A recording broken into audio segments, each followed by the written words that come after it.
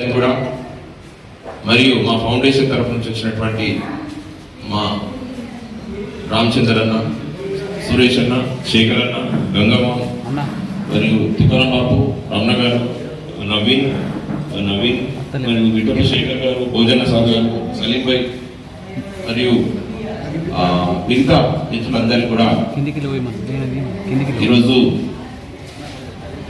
దేశవ్యాప్తంగా విద్యార్థుల యొక్క భవిష్యత్తు, వారి యొక్క పరీక్షా విధానం పైన సామాజిక బాధ్యత కలిగినటువంటి సోషల్ ఆర్గనైజేషన్స్ అన్ని కూడా బలం ఇప్పాల్సిన అవసరం వచ్చింది. నీట్ 2026 అనే ఎగ్జామ్ జనరల్గా వందలాది ఎగ్జామ్స్ జరుగుతూ ఉంటాయి.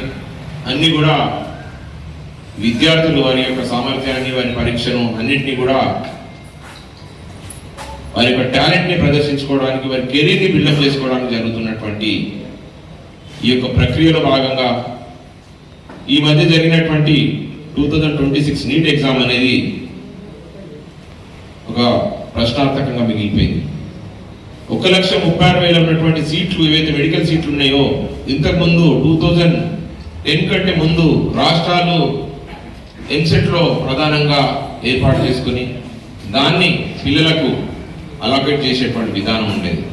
2010 తర్వాత నీట్ అనేది సెంట్రలైజ్ చేయడం వల్ల ప్రతి ఒక్క విద్యార్థి కూడా ఆన్లైన్ ఎగ్జామ్స్ కంపల్సరీగా రాస్తూ ఆ వచ్చిన ప్రశ్న పత్రాన్ని ఆల్ ఇండియా ర్యాంక్స్ కింద విభజించి వారికి వచ్చిన ర్యాంక్స్ ప్రకారం వాళ్ళకు అనుకూలమైన ప్రాంతాల్లో ప్రతిభావంతులైన విద్యార్థులు చేరేవారు.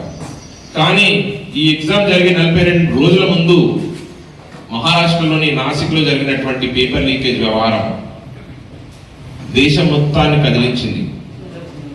అలాగే రాజస్థాన్లో జరిగినటువంటి ఇదే రకమైనటువంటి ఇంకొక నీట్ లీకేజ్ ఏదైతే ఉందో, ఈ రెండు రాష్ట్రాల్లో ఒక విచిత్రమైన పరిస్థితిని భారతదేశం అంతటా ఈరోజు భారతవాణి మొత్తం వినిపిస్తోంది.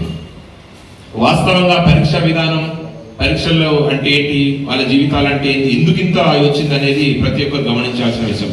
ఇది రాజకీయ కోణంతో చూడాల్సిన విషయం కాదు. జనరల్గా సామాజిక కోణం, విద్యార్థుల భవిష్యత్తుకు సంబంధించిన ఆలోచనతో నేను ఈరోజు సామాజిక బాధ్యతగా మేము దీన్ని గలమింపదలుచుకున్నాం. వాస్తవంగా మెడికల్ సీట్లు స్టార్టింగ్ నుంచి పడితే ఫస్ట్ కర్ణాటక, దాని తర్వాత తమిళనాడు, దాని తర్వాత మహారాష్ట్ర, దాని తర్వాత తెలంగాణ, ఆంధ్రప్రదేశ్, కేరళ మరియు ఈ ఒరిస్సా ప్రాంతంలో దాదాపు 70,000 సీట్లు ఉన్నాయి. 28 రాష్ట్రాల్లో ఈ యొక్క 6 స్టేట్లలోనే మాత్రమే 70,000 సీట్లు ఉన్నాయి. కానీ ఎగ్జామ్స్ జరుగుతున్నాయంతా ఢిల్లీకి సంబంధించినటువంటి నేషనల్ టెస్టింగ్ ఏజెన్సీ అనే ఒక సంస్థకి ఇచ్చి వారు పారదర్శకంగా అలాగే ఈ యొక్క పరీక్ష విధానాన్ని చూడాల్సిన అవసరం ఉంది. దీనికి బాధ్యత ministry of education, central ministry of ఎడ్యుకేషన్లో ఒక పర్సన్కి అప్పచెప్తున్నప్పుడు కానీ, ఒక ఏజెన్సీకి అప్పచెప్తున్నప్పుడు కానీ, ఇన్వెస్టిగేషన్ ఏజెన్సీస్ కానీ, ఎన్ఫోర్స్మెంట్ ఏజెన్సీస్ కానీ, అలాగే రాష్ట్ర ప్రభుత్వానికి సంబంధించిన ఏ ఏరియాలో అయితే అది జరుగుతుంది, ప్రశ్నపత్రం ప్రింటింగ్ కానీ, దాని యొక్క పేపర్ సెటప్ ఎలా చేస్తున్నారు, ఎన్ని రకాలైనటువంటి అంశాలు చూసుకోవాల్సిన బాధ్యత ప్రభుత్వం అనేది. ఈరోజు ఒక నీట్ ఎగ్జామ్ అనే ఈ యొక్క అంశం ఏదైతే ఉందో, వైద్యం అనేది ఎంత ఇంపార్టెన్స్ మనందరికీ తెలుసు. ఒక మంచి ఒక పర్సన్ ఒక 1 year 2 years కష్టపడి వారి భవిష్యత్తు నిర్మాణం చేసుకోవడానికి కోసం ఈ నీట్ ఎగ్జామ్లో ఎంతో కష్టపడి రాస్తున్నటువంటి విద్యార్థులకు ఎగ్జామ్ లీకేజ్ అయిపోయింది, you have to right again and again recurrence అన్నప్పుడు వాడి యొక్క మానసిక వేదన, ఆ బాధ, ఆ ఆందోళన 100% ఎఫెక్టివ్గా ఉంటుంది పాపం. ఎందుకంటే కష్టపడి చదివిన విద్యార్థికి ఎవరో చేసినటువంటి పనికి మళ్ళీ అందరు పనిష్మెంట్ ఇవ్వాల్సిన బాధ్యత ఎక్కడి నుంచి వచ్చింది? రాజ్యాంగం మనకి ఇచ్చింది మంచి విద్య, ప్రాథమిక హక్కులు, వాటితో పాటు ఎంప్లాయ్మెంట్ జనరేషన్ అనేది ప్రధానంగా రాష్ట్రాలు, జాతీయానికి సంబంధించినటువంటి అంశం. నీట్ అనే ఎగ్జామ్ లీకేజ్ ఇది మొదటి కాదు. 2018లో, 2021లో, 2024లో కూడా యూజీసీ నెట్ ఒకటి, నేషనల్ టాలెంట్ ఎగ్జామినేషన్ అదొకటి, అలాగే సిబిఎస్ఈ అందరు తెలుసు, ఢిల్లీ సంబంధించినటువంటి ఈ పరిసర ప్రాంతాల్లోనే ఎక్కువ లీకేజెస్ జరుగుతున్నాయి. ఇందాక చెప్పినట్టు 1,30,000 ఏవైతే మెడికల్ సీట్లు ఉన్నాయో దాంట్లో సింహభాగం కేవలం 5 రాష్ట్రాలలోనే ఉన్నాయి. అంటే మన విద్యార్థులు ఎక్కడో జరిగిన దానికి మన వాళ్ళందరూ బాధపడాల్సిన పరిస్థితి ఏర్పడింది. తెలంగాణలో 7,000 సీట్లు ఉన్నాయి, అదే కర్ణాటకలో 11,000 సీట్లు ఉన్నాయి, మహారాష్ట్రలో 8,000 సీట్లు ఉన్నాయి, అండ్ ఆంధ్రప్రదేశ్లో 4,000 సీట్లు ఉన్నాయి. సో ప్రధానంగా ఇక్కడ విద్యార్థులంతా నష్టపోయేది మన వాళ్ళే. 1 ఇయర్ వరకు నిద్రాహారాలు మాని రాత్రి పగలు చదువుకొని తల్లిదండ్రుల యొక్క మానసిక వేదన, ఎంతో ఖర్చు, వాళ్ళ కెరీర్ డెవలప్మెంట్ ఒక చిన్న లీకేజ్ అంశం జరగడం అనేది చాలా బాధాకరం. ఇక్కడ నేను ప్రశ్నించేది ఏంటంటే ఇన్వెస్టిగేషన్ ఏజెన్సీస్ ఏం చేస్తున్నాయి? ఎన్క్రిప్షన్ ఆఫ్ ఏదైతే పేపర్స్ ఉన్నాయో దాన్ని ఎందుకు అంత స్టాటిక్ గా వదిలేసిర్రు?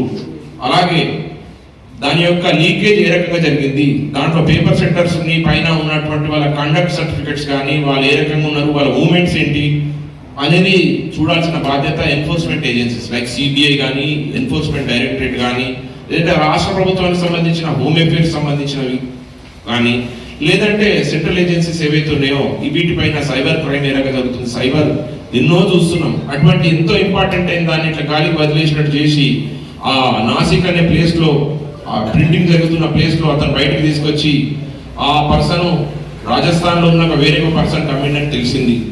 ఆయన ఆ మనీని ఎన్క్యాష్ చేసుకోవడానికి వేరే పర్సన్స్ కమ్మింగ్. ఒక్కొక్క సీటు మేనేజ్మెంట్ సీట్లలో 30% మనకు తెలుసు, 30% ఎవరైనా దాన్ని తీసుకోవచ్చు, కొనుక్కోవచ్చు. కానీ ఇంత ఖర్చుతో కూడుకున్నటువంటి అండ్ మన లైఫ్ లకు సంబంధించినటువంటి ఒక వైద్య విద్యను ఇంత గాలి వదిలేసినట్టు చేయడం మాత్రం చాలా బాధాకరం.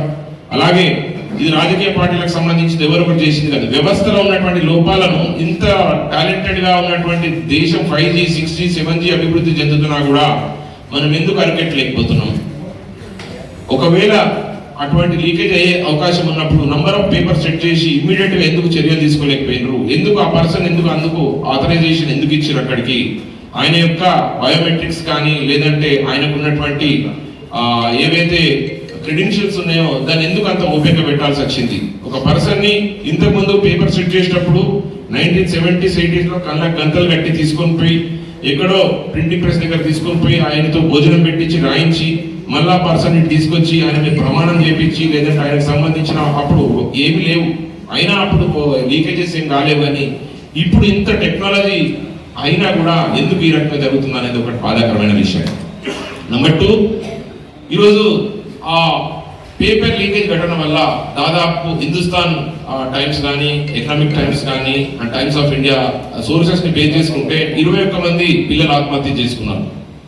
ఎందుకంటే వాడి అదే వేదన, ఎందుకంటే ఎన్నో రకాలైన సబ్జెక్ట్స్, ఎన్నో రకాల అనాటమీస్, లేదంటే biological sciences, physical sciences, chemical sciences ఏవైతే ఉన్నాయో అవన్నింటినీ ఎంతో బ్రెయిన్లకు చేసుకొని వాడు అన్ని మానేసుకొని వాడు చదువుకొని ఎగ్జామ్ రాసి పాస్ అయితే తల్లిదండ్రులకు పేరు తీసుకురావాలనుకున్నటువంటి ఈ యొక్క ఆలోచన ఎంతో ద్రోహం సంబంధించింది. ఎవరైతే లీక్ చేసిందో అటువంటి వారిపైన చట్టపరమైన చర్యలు తొందరగా తీసుకొని ఫాస్ట్ ట్రాక్ కోర్టులను ఏర్పాటు చేయాలా. అలాగే వీటిపైన ఇన్వెస్టిగేషన్ ఏజెన్సీస్ ఏదైతే ఉందో, ప్రోబింగ్ ఏదైతే ఉందో తొందరగా కంప్లీట్ చేయాలా.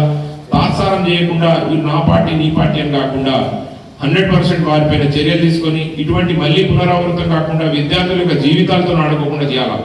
నెంబర్ 3 పాయింట్ ఏంటంటే ఇప్పుడు మానసికంగా ఇబ్బంది కలిగినటువంటి విద్యార్థులకు రీహాబిలిటేషన్ సెంటర్స్ కానీ, లేదంటే వారి యొక్క మానసిక స్థితి డేంజర్ రాకుండా గవర్నమెంట్ సహాయ కేంద్రాలు ఏర్పాటు చేసి వాళ్ళను కాపాడాలి. అలాగే నిజాయితీగా రాసినటువంటి ఎగ్జామ్స్ ఏవైతే ఉన్నారో ఆ పిల్లలకు కూడా ఏ రకమైన న్యాయం చేస్తారో గవర్నమెంట్ కూడా ఆలోచించాలి. ప్రభుత్వాలు స్పందించకపోవడం, అలాగే విద్యార్థి సంఘాలు ఆందోళన ఎంతో పెద్ద ఎత్తున మూవ్మెంట్ జంతర్ మంతర్ దగ్గర వచ్చేంత వరకు కాకుండా ముందే స్పందించి ఉంటే విద్యార్థులకు విద్యా వ్యవస్థ పైన, గవర్నమెంట్స్ పైన, సిస్టమ్ పైన, ఈ వ్యవస్థ పైన కంప్లీట్ నమ్మకం ఏర్పడేది.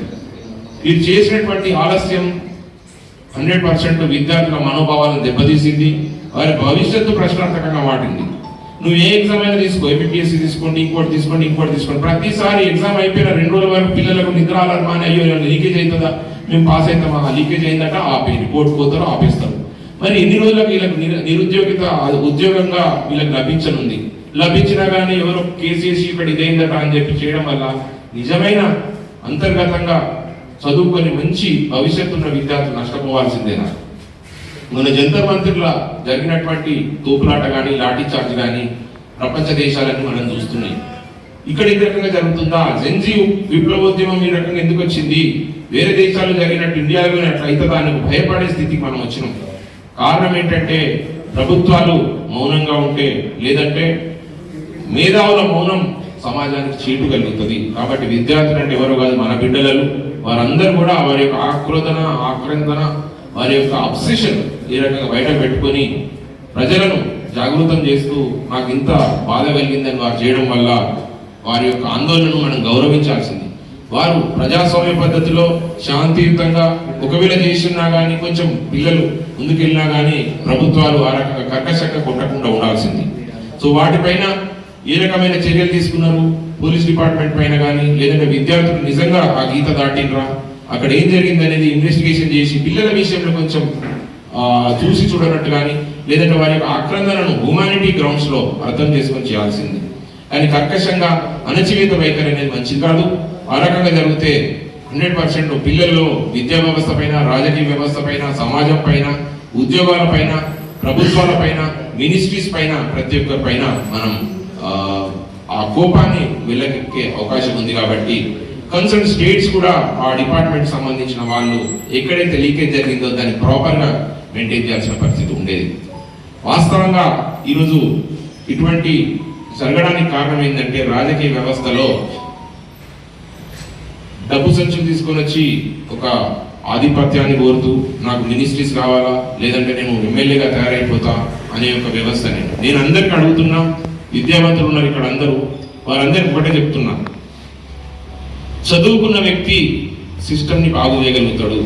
చదువుతో పాటు డబ్బున్న వ్యక్తి, నైతిక విలువలు ఉన్న వ్యక్తి ఇంకా బాగా చేయగలుగుతాడు. డబ్బు ఒకటే పరమావధి కాదు, నాలెడ్జ్ ఇక్కడ ముఖ్యం.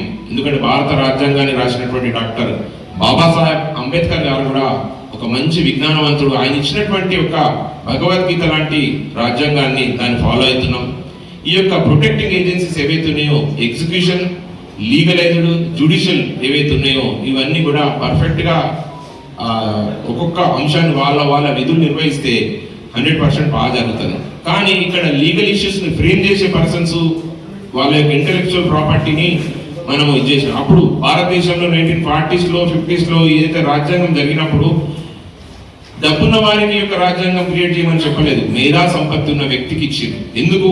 ఆయన మాత్రమే మన మనిషి మనుగడను, మన జీవితాన్ని, మన యొక్క ఉద్యోగాలను, మన యొక్క ఉపాధిని కల్పించగలిగేటువంటి కెపాసిటీ, మన యొక్క ఇండివిజువల్ గ్రోత్, సోషల్ గ్రోత్, అలాగే వెనుకబాటుతనాన్ని ముందుకు తీసుకుపోవడానికి రచించిన రాజ్యాంగం ఏదైతుందో మనందరికీ ఒక ఆయుపట్టు. అటువంటి వ్యవస్థల్ని ఇప్పుడు వచ్చే రాజకీయ నాయకులు కలుషితం చేయకుండా, ఈ మధ్య జరుగుతున్నది మన ఆర్మూర్ ప్రాంతంలో ఆ ఫిల్తీ లాంగ్వేజ్, అన్పార్లమెంట్ లాంగ్వేజ్ యూజ్ చేసుకొని కాళ్ళు తీసేస్తా అని, చేతులు తీసేస్తా అని అనుకోవడం అనేది, మనం ఇక్కడ ఎంతో చదువుకున్న వ్యక్తులందరం కూడా అటువంటి వ్యక్తులుగా మనం ఈ యొక్క అధికారాన్ని ఎప్పచెప్పింది. వారి వలన మనం పరిపాలించబడుతున్నాము. ఇక్కడ ఉన్నటువంటి చాలా మంది స్కాలర్స్ ఉన్నారు, పీజీ చేసినారు, గ్రాడ్యుయేట్ చేసినారు, ఎంతో చేసి ఎంతో చదువుకున్న వ్యక్తులు మౌనంగా ఎందుకుంటున్నాం మనం? ఎవరో ఒక వ్యక్తి, చదువు రాని వ్యక్తో, లేదంటే నైతిక విలువలు లేని వ్యక్తో, లేదంటే సమాజం పైన అవగాహన లేని వ్యక్తితో మనం ఎందుకు పరిపాలించబడుతున్నాం? బానిసత్వం ఎందుకు? ఇంకా రాజకీయాన్ని ఒక అంటరానితనంగా చూడకండి.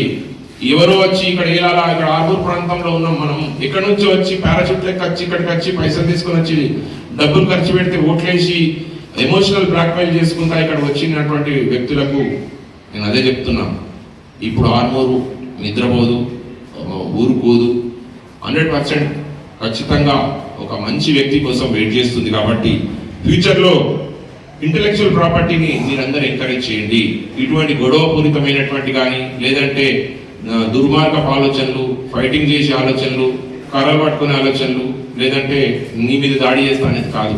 మన ప్రజాస్వామ్యం మనకి ఇచ్చింది స్వేచ్ఛ. స్వేచ్ఛని శాంతియుతంగా చేసుకోవడానికి ఏర్పాటు చేసినటువంటి ఏవైతే పద్ధతులు ఉన్నాయో వాటి మార్గాల ద్వారానే పోదాం. మన ఫ్యూచర్లో కూడా ఓటు హక్కును కరెక్ట్ అయిన వ్యక్తికే వేసుకుంటే ఇటువంటి పిల్లలకు ఎటువంటి ఇబ్బంది కాకుండా ఉంటుంది. ఇప్పుడు ఆర్మూర్ ప్రాంతంలో స్టెజ్ ఉంది, అలాగే ఎరువుల కొరత ఉన్నది, అలాగే ఇంతకుముందు పంట తీసుకునే విధానం, కొనుక్కునే విధానం కూడా గిట్టుబాటు ధర లేకుండా ఇవన్నీ జరుగుతున్నా కానీ ఏటిపైన కూడా ఇక్కడ ఉన్నటువంటి నాయకులకు చిత్తశుద్ధి లేకుండా వాళ్ళ ఇండివిజువల్ వెండటాన్ని, వాళ్ళకు ఉన్నటువంటి ఆస్పిరేషన్స్ ని జనం మీద రుద్ది వాళ్ళ యొక్క యువత కానీ ప్రతి ఒక్కరి మీద కేసెస్ అయితే వాళ్ళ మీద కావు, మనందరి మీద అయితే. మనం జీవితాంతం ఉద్యోగాలకు పనికిరాము, ఇక్కడ లోన్స్ తీసుకోవడానికి పనికిరాము, లేదంటే సపరేట్గా ఉంటాం. కాబట్టి నేను ఆర్మూర్ యువతకు, ఆర్మూర్ ప్రజలకు, ఆర్మూర్ మిత్రులకు, నా యొక్క అందరికీ కూడా చెప్తున్నా, ఇటువంటి ప్రలోభాలకు లోను కాకండి, దౌర్జన్యాలను రెచ్చగొట్టే వ్యక్తులకు దగ్గరికి పోకండి. అటువంటి శాంతియుత మార్గాల్లో నిరసన కానీ ఇంకేదైనా చేయాలి తప్ప మనిషి మన బలి పశువులు చేయడానికి కోసం సిద్ధంగా ఉంటారు. కాబట్టి మీరందరూ జాగృతంగా అండి, అలాగే ఆలోచన విధానాన్ని మార్చుకోండి. ఫ్యూచర్లో ఒక మంచి నాయకుడు వస్తే ప్రజల జీవితాలు మారుతాయి. ఇక్కడ ఉద్యోగ కల్పనకు ఆస్కారం లేదు. ఏదో ఒక హాస్పిటల్లో లేదంటే ఒక స్కూల్లో తయారైంది అంటే దానికే సంకల్పం కొట్టుకోవడం కాదు. ఇక్కడ నేను చెప్పేది ఏంటంటే ఉద్యోగ కల్పనకు సంబంధించిన కొన్ని ఎకనామిక్ జోన్స్, ఏదైతే ఎక్స్పోర్ట్ ఓరియంటెడ్ జోన్స్ కానీ, ట్రేడింగ్ జోన్స్ కానీ, గవర్నమెంట్స్ ఎప్పుడు కానీ బిజినెస్ అనే ఆలోచన వస్తే ప్రజలందరూ వికారులు అవుతారు. ప్రజలు ఎప్పుడు కూడా ప్రభుత్వం పట్ల తల్లిలాగా చూస్తారు. వాళ్ళు ఎందుకు మాకు ఉపాధి కల్పిస్తారు. ప్రజలపైనే బిజినెస్ చేయాలనుకునే వ్యక్తులకు ఫ్యూచర్లో వాళ్ళందరం ఇదైపోతాం. ప్రభుత్వం అంటే ఏంది? ప్రజలది. ఆ ప్రజలను సామాజిక కోణంతో చూడాలా, లాభ నష్టాలకు కాకుండా ఒక స్వచ్ఛందంగా వాళ్ళకు ఈ ఇన్ఫ్రాస్ట్రక్చర్ ఫెసిలిటీస్ కానీ, ఎడ్యుకేషన్ కానీ, వారి జీవన విధానం మార్పు కొరకు మాట్లాడాలి. కానీ ఎప్పుడు చూసినా మా నాయకుని అన్నారు, మేము వచ్చి చేస్తాం, మేము వచ్చి కాలు తీస్తాం, మేము నాలుకలు తీస్తాం అనేది ఇంకా మనం ఆటవిక రాజ్యంలో లేము, అడవిలో లేము. ఇంత టాలెంట్ డెవలప్మెంట్ అయినా కూడా మనం చప్పట్లు కొట్టుకుంటా రీల్స్ ఇట్లా చూసుకుంటారు కాదు. మనం ప్రశ్నించే తత్వం ఏర్పరచుకోండి. మేము ఎన్నుకున్న విధానం ఏంది, మీరు మనం అనుకున్న ఆశయాలు ఏంటి, ఆర్మూర్ ప్రాంత అభివృద్ధిలో సమస్యలు ఏమున్నాయి, వాటిపైన నిరంతరం ఇచ్చేయండి. ఇంకా ప్రతిపక్షాలు అనేది అడగాల, ఎట్లా కన్స్ట్రక్టివ్ బేసిస్ అడగాలి. మీరు చెప్పిరు చేయలేదు, ఇక్కడ ఈ ప్రాబ్లం ఉంది, ఇక్కడ ఈ ఏరియాలో నిరుద్యోగిత ఉంది, లేదంటే ఇక్కడ పంటలకు నీరు సరిగా వస్తలేదు, లేదంటే ఎత్తిపోతల పథకాలకు సంబంధించిన ఆ పైప్ లైన్ అంతా వేస్టేజ్ అలాగే ఉండిపోయిందని ఎందుకు జనరేట్ చేస్తలేరు. రైతులు, ఉద్యోగులు, అలాగే అన్ఆర్గనైజ్డ్ సెక్టార్లో ఉన్నటువంటి పాపం చాలా మంది నిరుద్యోగులు కానీ ఉపాధి కల్పించే వాళ్ళకు జనరల్ పవర్ ఇన్కమ్ జనరేషన్ ఆలోచించాలి. సో ఇటువంటి మళ్ళీ జరగకుండా, అలాగే విద్యార్థుల యొక్క ఆత్మహత్యలకు కానీ లేదంటే వీటన్నిటిపైన దేశం పార్లమెంట్లో ఒక చర్చ జరపండి, మంచి వాతావరణంలో జరపండి. ఈ ఆవేశాలు, ఉద్వేగాలు మళ్ళీ తలెత్తకుండా ఆర్మూర్లో కానీ, నిజామాబాద్లో కానీ, హైదరాబాద్లో కానీ, ఢిల్లీలో కానీ ప్రతి దగ్గర కూడా అజిటేషన్స్ ఉన్నాయి. అండ్ వాళ్ళ యొక్క భావజాలాన్ని మీ ద్వారా, మీ అందరి మిత్రుల ద్వారా నేను పంచుకుంటున్నాను. వాస్తవంగా ఇది మేమందరం కూడా మానసికంగా అయ్యో పాప పిల్లల జీవితాలు ఏ రకంగా అయితే అన్న భయాందోళనతో. సో ఇటువంటి విద్యార్థులు అంటే మా చిన్న పిల్లలు మనం ఏ రకంగా చూసుకుంటున్నామో ప్రభుత్వాలు కూడా తమ విద్యార్థుల్ని అదే రకంగా సుకుమారంగా చూసుకోవాల్సిన దాంట్లో కర్కశంగా లాఠీ చార్జీ కొట్టి పాపం పిల్లల కాళ్ళు రక్తాలు గారి నెత్తికి పలుగొట్టి ఇబ్బందులు జరిగినట్టు మనం టీవీలో చూస్తున్నాం. ఇటువంటి వాటిని 100% మన సమాజం అంతా ఖండిస్తుంది. ఈఆర్ ఫౌండేషన్ కూడా ఖండిస్తుంది. వారి పట్ల సానుభూతి ఉండాలా, వారి పట్ల దయ ఉండాలా. ప్రభుత్వాలు కర్కశంగా ఉండడం వల్ల ఒరిగేది ఏం లేదు. ప్రజల యొక్క ఎగోని ఇబ్బందికరమైనటువంటి పరిస్థితి మెల్లిగా అది వేరే రకంగా దారితీస్తుంది. కాబట్టి అటువంటి వైపు పోకుండా ప్రభుత్వాలకు మేము విజ్ఞప్తి చేస్తున్నాం. ఖచ్చితంగా అది కేంద్రంలో ఉన్న ప్రభుత్వాలు కానీ, రాష్ట్రంలో ఉన్న ప్రభుత్వాలు కానీ ఎక్కడైనా సరే ఇటువంటి లీకేజీని అరికట్టాలా, విద్యా వ్యవస్థను బలోపేతం చేద్దాం. అండ్ ఇటువంటి నేషనల్ టెస్టింగ్ ఏజెన్సీస్ కానీ ఇటువంటి చట్టబద్ధత ఏంటి, ఒకటే పర్సన్కి మనం ఇవ్వకుండా దాన్ని మల్టిపుల్ పర్సన్స్ చేయడం కానీ, అది ఫస్ట్ ఫ్రీ ట్రయల్ చేసిన తర్వాత వారి యొక్క ఎథికల్ వాల్యూస్, వారి యొక్క మానసిక స్థితి ఎలా ఉంది, పేపర్ సెట్టింగ్ వాళ్ళది ఏ రకంగా ఉంది, వాళ్ళు వేరే ఎటుపోతున్నారు, వాళ్ళ మొబైల్స్ మీద ఇటువంటి పైన చూసుకొని వాళ్ళను కట్టడి చేసి విద్యార్థుల జీవితాలతో చెలగాట పడకుండా కొంతమంది చేసినటువంటి డబ్బు కాచబడి చేసినటువంటి ఇవి సర్క్యులేట్ అయ్యి ప్రపంచంలోని భారతదేశం యొక్క మంచి పరువుని తీయకుండా, అటువంటి లాభాపేక్షలు జరగకుండా ఎన్ఫోర్స్మెంట్ ఏజెన్సీస్ కానీ, లా ఏజెన్సీస్ కానీ, జ్యుడిషియల్ ఏజెన్సీస్ కానీ పక్కా పర్ఫెక్ట్గా దీనిపైన ఎంక్వైరీ చేసి వాళ్ళని పట్టుకొని శిక్షించి ఇటువంటి మళ్ళీ రికరెన్స్ కాకుండా, మళ్ళీ రిపిటేటివ్ కాకుండా, మళ్ళీ యొక్క మోడెస్టీని దెబ్బతీయకుండా విద్యార్థుల యొక్క వాళ్ళ క్యారెక్టర్, వాళ్ళ మైండ్ సెట్, వాళ్ళ యొక్క ప్రతి అంశాన్ని మనం దృష్టిలో పెట్టుకొని రేపటి భవిష్యత్తు వాళ్ళే 5G 6G జనరేషన్కి వెళ్ళిన తర్వాత ఇప్పటి వరకు మనకి ఇంటర్నెట్ కానీ ఇంకా మిగతా వాటిపైన కూడా అవగాహన లేకుండా వాళ్ళు ఎంతో పర్ఫెక్ట్ గా వాళ్ళ జీవితాన్ని ముందుకు తీసుకుపోతున్నారు. కాబట్టి అటువంటి అవకతవకలు జరగకుండా విద్యా వ్యవస్థపై,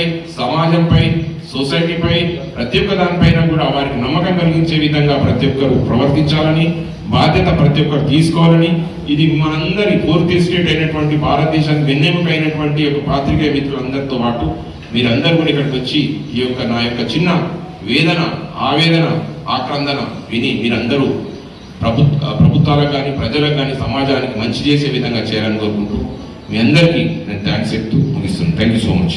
విద్యార్థుల ఆందోళనలో